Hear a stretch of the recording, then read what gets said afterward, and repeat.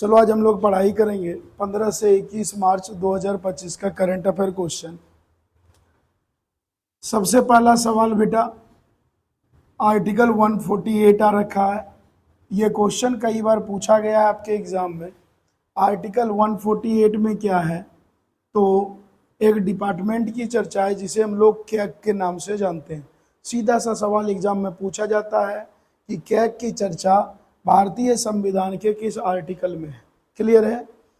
CAG का full form क्या होगा, क्वेश्चन मार्क है, ये आप लोग हमें बताइएगा। लेकिन ये हमें बता देता हूँ, कई बार यह पूछा जाता है कैग का काम क्या होता है। तो कैग का काम होता है बेटा ऑडिट करना। क्लियर है? ए जो बीच में आ रहा है, ए फॉर ऑडिट करना, मतलब जांचना कितने गवर्नमेंट के फायदे हो रहे हैं, कितना इन्वेस्टमेंट करना है, मतलब सभी प्रकार के डेटा को क्या करता है, ये कलेक्ट करता है और कितना क्या है, मुनाफा हो रहा है, नुकसान हो रहा है, वो सभी के सभी ऑडिट करके यह सेंट्रल गवर्नमेंट को क्या करता है, बताने का कार्य करता है। क्लियर है? तो एक तो कैग का फुल फॉर्म आपको बताना है, और दूसरा यदि देखा जाए तो दूसरा और तीसरा सवाल, पहला कैग अधिकारी कौन था। क्लियर है? और प्रेजेंट टाइम के कैग कौन है, क्योंकि आपके एग्जाम में कई बार सीधा सवाल पूछता है बिल्कुल कि प्रेजेंट टाइम में कैग के हेड कौन है। तो ये तीनों क्वेश्चन आप लोग करके हमें बताइएगा। अगले सवाल की ओर बढ़ते हैं। एक बेटा वायरल काफी फैलते रहता है, इसको बोलते हैं H5N1। ठीक है, H5N1 की यदि देखा जाए तो यह एक फ्लू है बेटा, जो किसके कारण फैलता है, पक्षियों के कारण। क्लियर है? तो ये ध्यान रखना, H5N1 क्या है, एक फ्लू है, एक बीमारी है जो बर्ड के कारण, पशु पक्षी के कारण फैलते हैं। इसका दूसरा नाम क्या है, कई बार यह भी पूछ देगा, तो इसको दूसरे नाम से हम लोग इन्फ्लुएंजा के नाम से जानते हैं। ठीक है, ज्यादा कुछ और जानने की जरूरत है नहीं। अगला सवाल बेटा बड़ी अच्छी खुशी की बात है कि इंडियन गवर्नमेंट के द्वारा, शॉर्ट में समझ जाएंगे आईजी, है ना, इंडियन गवर्नमेंट के द्वारा अभी हाल फिलहाल में इसरो को पावर दिया भाई, और इसरो ने यह घोषणा कर दिया कि भारत सरकार के द्वारा, या यूं कहो इसरो ने मून 5 को हरी झंडी दे चुकी है। मून 4 तक तो हम लोग पढ़ चुके हैं कि मून 4 को कब लॉन्च किया जाएगा, बताओ, कुछ दिन पहले ही बताया। ठीक है, लेकिन मून 5 को यदि पूछा जाए हाल फिलहाल में, तो मून 5 को भी हरी झंडी मिल चुकी है, लेकिन इसका फिक्स डेट ईयर शामिल अभी नहीं हुआ है। अब यहां से एक तो ध्यान रखना, एक पहले से वीडियोस बना हुआ है मून प्लान, वो देख लेना, बाकी रेंडमली मैं बता देता हूं। यदि मून मिशन की बात करें तो हम लोग इस पर कार्य जो है मून के बारे में हम लोग काम करना अटल जी के गवर्नमेंट के समय ही शुरू कर दिए थे। यदि आपसे पूछा जाए कि मून प्लान की शुरुआत किस प्रधानमंत्री के द्वारा की गई थी, तो अटल बिहारी वाजपेयी, पूर्व प्रधानमंत्री, ठीक है, उन्होंने ही गवर्नमेंट को एक नया बजट दिया कि भाई अब जो है ना बहुत हो गया, मून प्लान के बारे में इंडियन गवर्नमेंट या इसरो को सोचना पड़ेगा।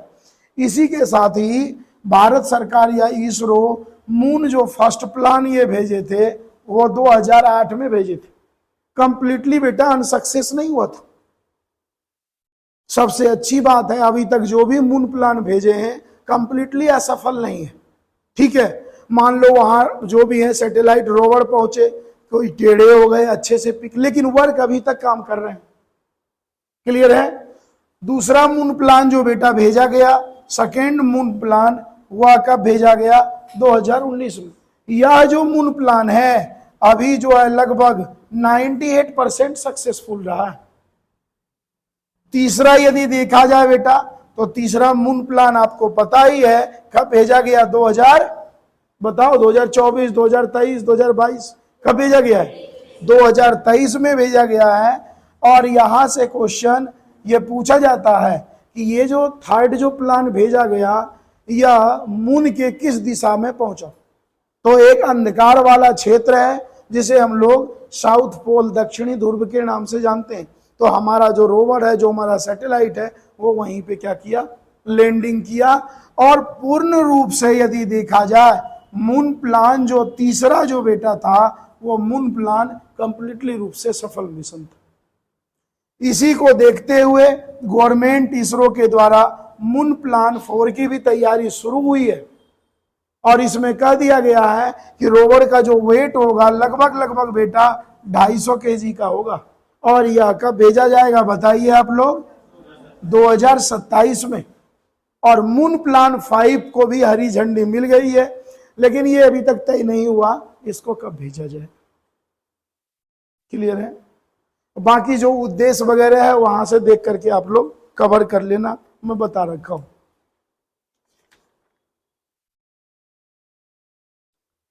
अगले सवाल की ओर हम लोग यदि बढ़ते हैं तो अगला सवाल यह पूछा जाता है, भारत की पहली महिला खिलाड़ी कौन है जो बैडमिंटन में पदक जीती थी? ध्यान रखना, किस क्षेत्र में? ओलंपिक के क्षेत्र में। बताओ, कोई बताओगे तो मैं ना बताऊं नहीं फिर मैं बताऊं। हरियाणा के हिसार की रहने वाली, बताओ। साइना नेहवाल का तो नाम सुने होंगे, तो सीधा सा क्वेश्चन आता है, ओलंपिक में इतिहास रचने वाली भारत की पहली महिला बैडमिंटन खिलाड़ी कौन है जिन्होंने पदक लाई है? तो हरियाणा की रहने वाली है, हरियाणा के हिसार की, जिनका नाम क्या है? साइना नेहवाल। ठीक है, कोई दिक्कत? एक सानिया मिर्जा भी है, उनका अलग अपना है, लेकिन यहां ओलंपिक में बैडमिंटन के क्षेत्र में पहली महिला कौन है? पहली फीमेल तो साइना नेहवाल, जो रहने वाली कहां की है? हरियाणा से हिसार की रहने। क्लियर है? एक सीधा सा कई बार बेटा मंत्रालय से सवाल पूछा जाता है कि प्रेजेंट टाइम में रेल मंत्री कौन है? ठीक है, ज्यादा घुमाओ फिराओ नहीं। तो प्रेजेंट टाइम में यदि देखा जाए बेटा रेल मंत्री कौन है? वैष्णव जी हैं, अश्विन वैष्णव। एक यहाँ डिफिकल्ट मैं क्वेश्चन दे रहा हूं, रेलवे ग्रुप डी में पूछा जाएगा, या ये जो भी एनटीपीसी के चल रहे हैं 12th में पूछा जाएगा। पहली बार बेटा रेल बजट कब बनाया गया? भारत, ये भी सवाल पूछा जाता है कि भारत का सबसे बड़ा नियोक्ता कौन सा है? नियोक्ता समझते हैं, सबसे बड़ा भारत सरकार को इनकम देने वाला सेक्टर कौन सा है? तो रेलवे है। तो रेल बजट पहली बार कब बनाई गई थी? क्लियर है? कंडीशन पहला तो इतना आप लोग हमें जरूर बताइएगा कि रेल बजट पहली बार, बाकी जिस दिन रेलवे पढ़ेंगे उस दिन हम लोग और क्लियर कर लेंगे। अगले सवाल की ओर बढ़ते हैं और सवाल बढ़िया है। सुप्रीम कोर्ट की यदि बेटा बात करें हम लोग तो प्रेजेंट टाइम में सुप्रीम कोर्ट में बताओ टोटल जजों की संख्या कितनी है? बताओ, या कितनी होनी चाहिए? खत्म हो गए। सुप्रीम कोर्ट में यदि बेटा बात करें तो एससी में सुप्रीम कोर्ट में टोटल जो जजों की संख्या होनी चाहिए वो 1 + 33। एक होंगे मेन जज, जिसे चीफ जस्टिस ऑफ इंडिया के नाम से जानते हैं। उनका नाम कौन? खन्ना है भाई, संजीव खन्ना। यह हमें बताइएगा आप लोग, ये जो मेन जो है संजीव खन्ना, ये कितने नंबर के जज हैं ये आप हमें बता दीजिए। अभी हाल फिलहाल में यदि देखा जाए बेटा कोलकाता हाई कोर्ट के, ध्यान रखना, कोलकाता हाई कोर्ट के जो मेन जज थे, ठीक है, जिसे हम लोग, इसे हम लोग क्या कह देते हैं हिंदी में? क्या कहते हैं बताओ? उच्चतम न्यायालय, सुप्रीम कोर्ट को, और हाई कोर्ट को क्या कह देते हैं? उच्च न्यायालय। तो अभी तक जो है ना जजों की संख्या 32 और +1 33 थी, मतलब एक सीट क्या था भाई? खाली। तो अभी कोलकाता हाई कोर्ट के जो मेन जज थे उनका नाम था बेटा जय माल्या बागची। ध्यान रखना, जय माल्या बागची या वागची भी कहते हैं। तो ये जो है 33वें नंबर के बने हैं। तो अभी जो है सुप्रीम कोर्ट में कंप्लीट जितने जजों की संख्या है वो कंप्लीट क्या हो गया? फुलफिल हो गया। इनका जो बागची का जो कार्यकाल होगा वह कितने वर्षों का होगा? तो 6 वर्षों का होगा। 25 में ये बने हैं, हटेंगे कब? लेकिन उस समय बेटा सबसे वरिष्ठ ये बन जाएंगे मेन जज। तो उम्मीद यही जताई जा रही है कि 25 और 6 क्या होता है? 31। तो उम्मीद यही जताई गई है कि 2031 में ये बागची सुप्रीम कोर्ट के मेन जज बन सकते हैं, ये संभावना दिया। तो कई बार क्वेश्चन आ जाए कि 2031 में कौन बनेंगे मेन जज, तो कहीं ना कहीं लगभग घोषणा हो चुका है। तो बागची अभी 33 में ये पूरा फुलफिल हो गया। कहाँ के थे ये? कोलकाता हाई कोर्ट के पहले मेन जज थे, और 2031 में ये बन जाएंगे मेन जज। इनका कार्यकाल परसेंट टाइम में सुप्रीम कोर्ट में कितने वर्षों का होगा? तो 6 वर्षों का। अब यहाँ पे आप लोगों को एक होमवर्क दे रहा हूं, सुप्रीम कोर्ट की चर्चा भारतीय संविधान के किस भाग में है और सुप्रीम कोर्ट का गठन किस आर्टिकल में है, ये आप बताएंगे। ये छोटे छोटे होमवर्क जानते हो आपको काफी पावरफुल ताकतवर बना देगा। अब नहीं आप कवर करेंगे फिर बाद में मैं बताऊंगा ही। की ओर बढ़ते हैं बेटा। भारत सरकार के द्वारा एक प्रोग्राम शुरू किया गया था जिसका नाम था नरेगा। ध्यान रखना, नरेगा जो काम किया गया था ये ग्रामीण क्षेत्रों में जो बिल्डिंग वगैरह बनते हैं ना, गरीबों के लिए मकान वगैरह जो बनते हैं या सड़कें वगैरह जो बनते हैं, आप देखना प्रधानमंत्री ग्राम सड़क योजना, जो गांव से होंगे उनको पता होगा। तो ये किसके जरिए बनते हैं? किस डिपार्टमेंट? नरेगा के जरिए। तो ये पूछा जाएगा कि नरेगा की शुरुआत भारत सरकार के द्वारा कब की गई?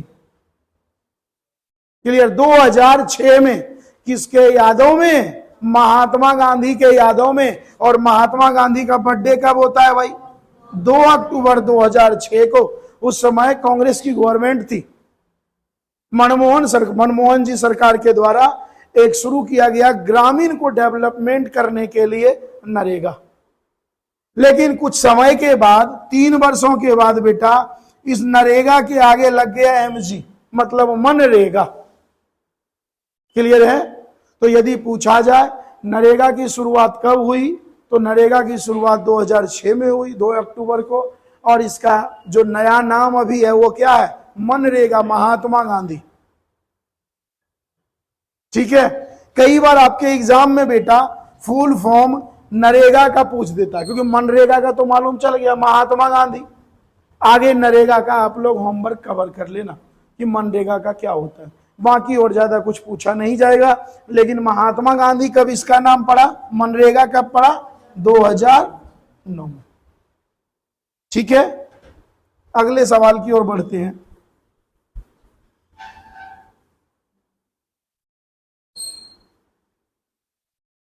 क्या और पॉइंट्स है भाई? अगला अभी आप सुने होंगे, सुनीता विलियम्स का नाम सुने हैं ना? ये स्पेस में गए थे। इनकी मात्र बेटा यात्रा 8 दिनों की थी। फालतू चीज मत पढ़ो, जो हमें काम का है, तो हम स्टूडेंट हैं। ठीक है, हम अपने इस स्तर पे भी, हम भी हैं और आप भी हैं।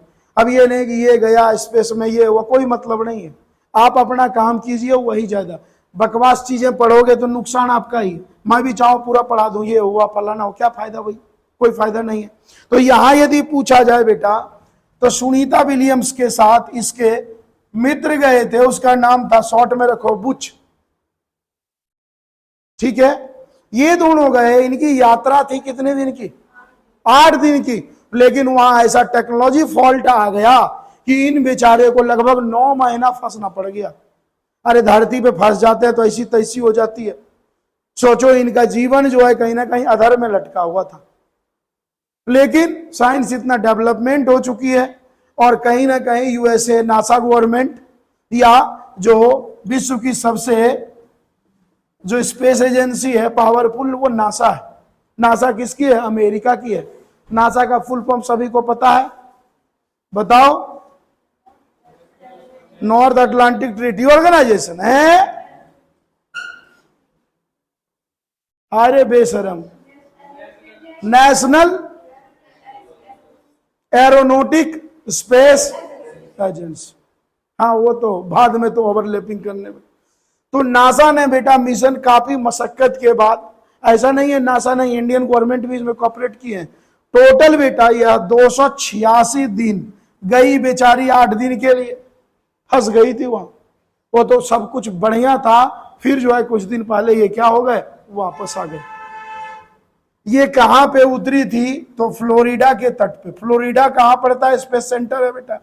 फ्लोरिडा स्पेस सेंटर किसका है? अमेरिका का, जो नासा क्या करते हैं? टैकल करते रहते हैं।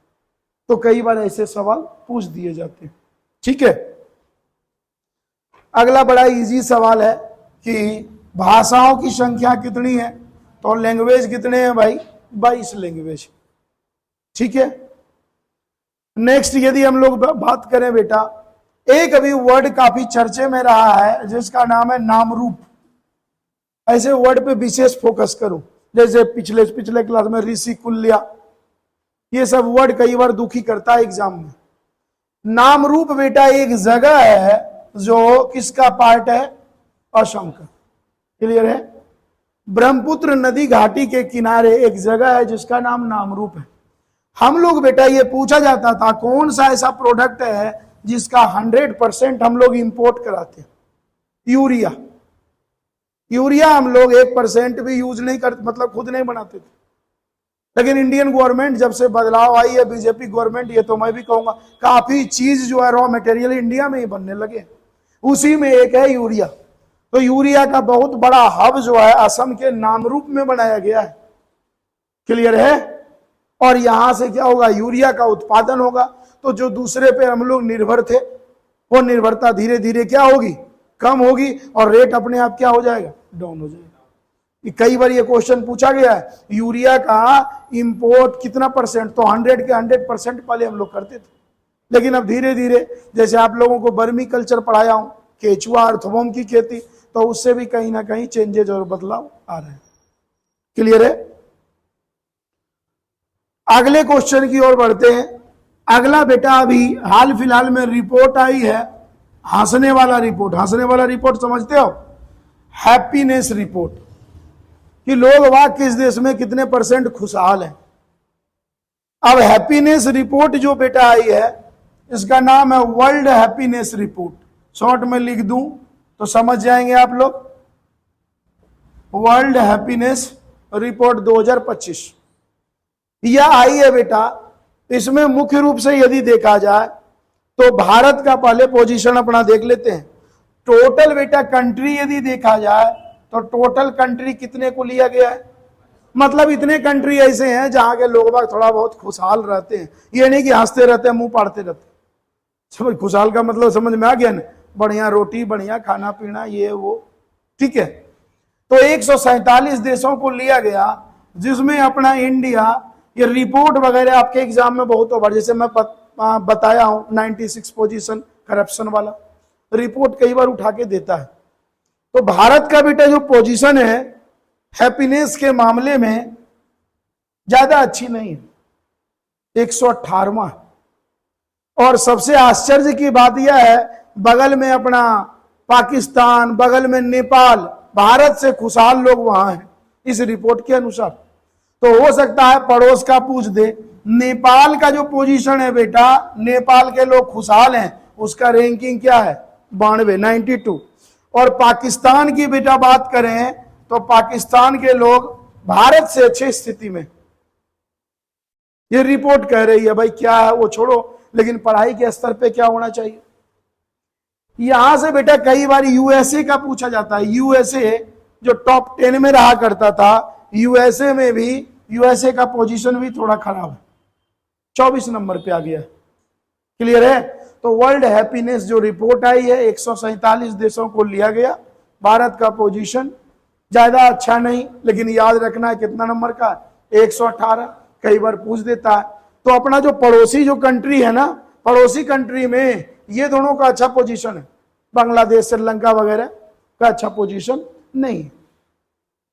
अब यहां से ये पूछ देगा बेटा, टॉप यहां पूछे जाते हैं टॉप 5 कंट्री जिसका पोजीशन ज्यादा हैप्पीनेस वाले, तो कौन कौन है? पहले नंबर पे है बेटा फिनलैंड। ये याद रखना आप लोग, ये पूछा जा सकता है कि वर्ल्ड हैप्पीनेस रिपोर्ट में सबसे अच्छा रैंकिंग किसका है? तो फिनलैंड का है। दूसरे नंबर पे डेनमार्क है, बोल ही देता हूं कितना लिखूं। तीसरे नंबर पे आइसलैंड है, चौथे नंबर पे स्वीडन है, और 5वें पे इजराइल है। ऐसे ही बेटा टॉप 5 कंट्री जिसकी स्थिति बहुत खराब है, जहां के लोग हंसते ही नहीं है, मतलब खुशहाल नहीं है। सबसे खराब स्थिति है अफगानिस्तान की। यहां के लोग ज्यादा दुखी हैं। क्लियर है?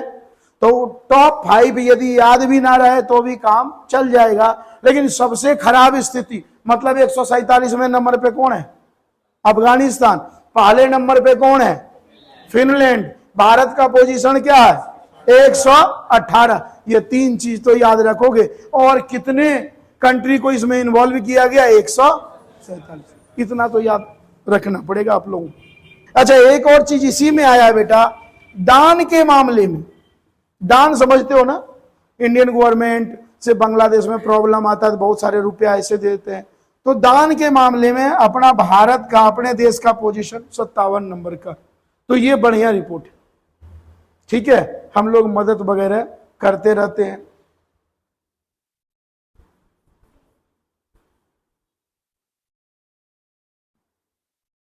अगले सवाल की ओर बढ़ते हैं बेटा, देखते हैं अगला कुछ सवाल है तो है। हाँ बिल्कुल है भाई। अभी बेटा एक हीरो है, आप लोग जानते होंगे, चिरंजीवी, साउथ इंडियन मूवी के सब सुपरस्टार हैं भाई।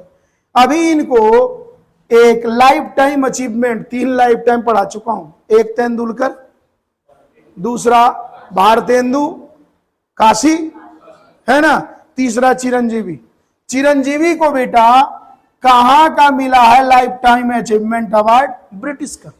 यदि पूछा जाए 2025 का British life time achievement award किसे दिया गया, तो भारतीय फिल्म स्टार साउथ इंडियन है चिरंजीवी को। और यह भारत के पहले ऐसे व्यक्ति हैं जिनको यह पुरस्कार मिला है। क्लियर है? तो 3 लाइफ टाइम हम लोग पढ़ चुके हैं, कई सेक्टर में कई होते हैं। इसके बाद यदि देखा जाए बेटा,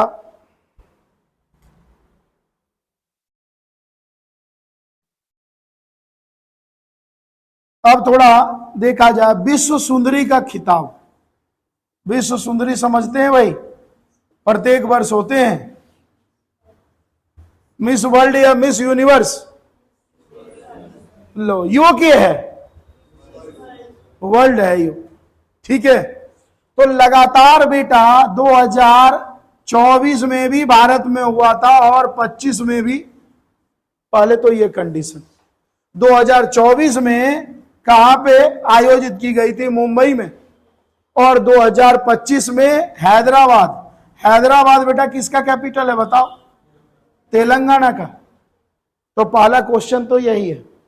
अब सवाल यहां से यह पूछा जाएगा कि 2024 में मिस वर्ल्ड का या विश्व सुंदरी का खिताब किसे दिया गया था? तो नाम तो अजीब अजीब आते ही हैं। इनका नाम है क्रिस्टीना, तुम ही लोग देख लो, पिसजकोवा, ठीक है। क्लियर है? तो 2024 विश्व सुंदरी का खिताब क्रिस्टीना पिसजकोवा है। 2024 में कहां आयोजित हुई थी? तो मुंबई में। और लगातार दूसरी बार भी भारत में ही आयोजित किए जा रहे हैं।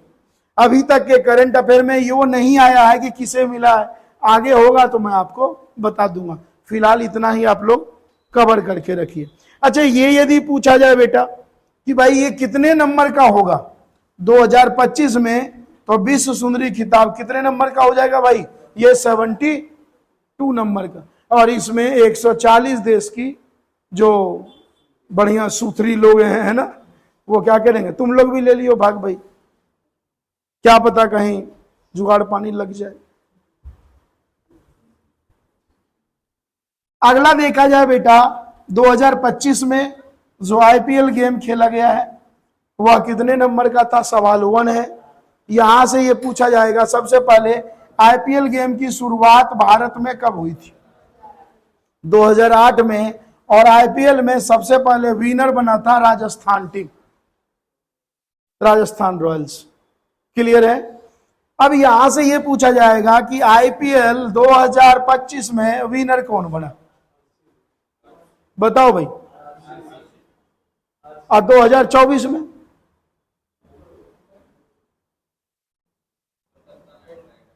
हाँ बिल्कुल, हाँ देखो तो भाई, राजा को पता है भाई। तो कुछ चीज याद रखना, आईपीएल 2024 कोलकाता ये हो गया। आरसीबी कौन सा हो गया? ये राजस्थान है या रॉयल चैलेंजर बेंगलोर है? तो ये है राजस्थान वाला पहला राजस्थान टीम, प्रीति जिंटा के साथ टीम है क्या इतना। दूसरा हो गया तुम्हारा 25 में जो रिसेंटली है बेंगलुरु टीम, और पिछले वर्ष कोलकाता नाइट राइडर्स। क्लियर है। अब यहां से बेटा सवाल देगा कि सबसे ज्यादा बार आईपीएल अपने नाम से कौन किया, तो चेन्नई और मुंबई टीम दोनों बराबर किए हैं, 5+5। कई बार ऐसे क्वेश्चन बेवकूफ बनाते हैं, ठीक है, तो ये थोड़ा आप लोग ध्यान रखना। बाकी देखा जाए क्वेश्चन तो खत्म होने का नाम ही नहीं ले रहा है भाई। 22 मार्च को कौन सा डे मनाते हैं बताओ? वाटर डे है ना, विश्व जल दिवस मनाते हैं। थीम पूछ देगा बेटा कि इस बार का थीम क्या था, तो इस बार का जो थीम था ग्लेशियर संरक्षण। बढ़िया सवाल है ये कि इस बार जो 22 मार्च को विश्व जल दिवस मनाया गया, इसका थीम क्या था, मेन क्या था? तो जो ग्लेशियर पिघल रहे हैं, जो बर्फीले क्षेत्र पिघल रहे हैं, उसको रोका जाए। और उसको रोकने के लिए हमें क्लाइमेट चेंज को क्या करना पड़ेगा, और रोकना पड़ेगा। और क्लाइमेट चेंज कब रुकेगी भाई? जब इन्वायरमेंट प्रदूषण कम होगा। हम लोग ये एसी, फ्रिज, कूलर जो भी अनाप शनाप पेड़ लगाओ, तो इन सबों को कंट्रोल करो, पेड़ लगाओ, तभी रुक पाएगा। क्लियर है। दो और सवाल हैं। एक बेटा सवाल पूछा गया है कि ओजोन लेयर को बचाने के लिए ध्यान रखना, ओजोन क्या होता है भाई, O3 या O2 होता है बताओ? O3। ओजोन लेयर को बचाने के लिए विश्व पर सबसे पहला कॉन्फ्रेंस, ट्रीटी, प्रोटोकॉल कौन सा हुआ था? तो वियना प्रोटोकॉल। ध्यान रखना, वियना बेटा ऑस्ट्रिया का कैपिटल है, ऑस्ट्रेलिया नहीं, ऑस्ट्रिया की राजधानी है वियना। तो ओजोन लेयर को बचाने के लिए वियना कॉन्फ्रेंस बुलाई गई थी। कब? इसमें बेटा उस समय 28 देश ही पार्टिसिपेट किए थे कि किसी न किसी तरीके से ओजोन गैस को बचाओ, ओजोन लेयर को, नहीं तो नुकसान में आएंगे सभी लोग। क्लियर है। और यह बेटा एक्ट तो बनकर, ये कानून बन गया था और यह लागू पूरे वर्ल्ड पर कब हुआ? 1988 में। इसी बीच में कुछ और क्वेश्चन देख लो कि मॉन्ट्रियल प्रोटोकॉल, ये सब ऐसे सवाल हैं कभी पुराना नहीं होते। मॉन्ट्रियल बेटा प्रोटोकॉल कब हुआ था भाई बताओ? 1987 में। ध्यान रखना कब इसकी बैठक हुई थी? 16 सितंबर। इसलिए ओजोन डे मनाते हैं 16 सितंबर को हम लोग। यह मॉन्ट्रियल बेटा एक बड़ा टाउन एरिया है जो किस देश में पड़ता है? तो कनाडा में। ध्यान रखना ये सब चीजें। और जो ये ओजोन जो गैस है, इसको मापने के लिए, ज्यादा नुकसान हो रहा है, ज्यादा खत्म हो रहा है, इसको मापने के लिए हम लोग यूज करते हैं। ये पूछा जाता है कि ओजोन को मापने वाले यंत्र कौन से होते हैं? डॉप्सन। जैसे अर्थक्वेक को मापने वाले कौन से होते हैं? सिस्मोलॉजी, है ना। वैसे ही डॉप्सन किसको मापने वाले? तो ओजोन। क्लियर है। आखिरी सवाल है, एक क्रांतिकारी का नाम है बेटा सूर्य सेन। ध्यान रखना, बड़े अच्छे क्रांतिकारी ये हुए। इनका जो जन्म हुआ था अभी प्रेजेंट टाइम में देखा जाए तो बांग्लादेश में बेटा अभी भी एक गांव है, अब तो शहर बन गया है, जिसका नाम है चटगांव। क्लियर है। तो इनका जन्म ही वही हुआ था, सूर्य सेन का। और ये फिर जो है क्रांतिकारी लोग बागों से मिल लिए, दोस्ती कर लिए, और इन्होंने एक समिति में पहली बार भाग लिए थे 1916 में। ये पूछा गया है क्वेश्चन, अनुशीलन समिति। अनुशीलन समिति के पार्टनर कब बने थे? ये 1916 में। फिर जितने भी मूवमेंट हुआ गांधी जी का, सभी में ये क्या किया? पार्टिसिपेट किए। और उसके बाद बेटा 1930 में चटगांव में पुलिस चौकी था। किसका? ब्रिटिशर्स का। तो ये पूछा जाता है चटगांव शास्त्रागार को कब लूटा गया? जैसे बेटा ट्रेन को लूटा गया था, काकोरी ट्रेन डकैती, वैसे ही है। तो चटगांव शास्त्रागार को कब लूटा गया? 1930 में। और मेन जो खिलाड़ी थे ये यही थे, क्रांतिकारी सूर्य सेन। और इतना ज्यादा पावरफुल ये हो चुके थे उस समय कि पूरे चटगांव को ही आजाद कर दिया और इंडियन फ्लैग भी फहरा दिया था। मतलब चटगांव को ब्रिटिश हुकूमत से क्या कर दिया, अलग कर दिया था, अलग थलग। लेकिन कहा जाता है जब अपने लोग ही गंदे हो तो क्या करोगे। कुछ अपने लोगों के द्वारा ही इनके बारे में ब्रिटिशर्स को बता दिया गया और बेचारे पकड़ लिए गए और 1934 में क्या कर दी गई, तो फांसी दे दी। तो ये था हमारा चटगांव। ये जरूर याद रखना चटगांव शस्त्रागार कब लूटा गया। ठीक है, अब और तो बेटा है इसमें नहीं, नेक्स्ट क्लास में नेक्स्ट देखते हैं।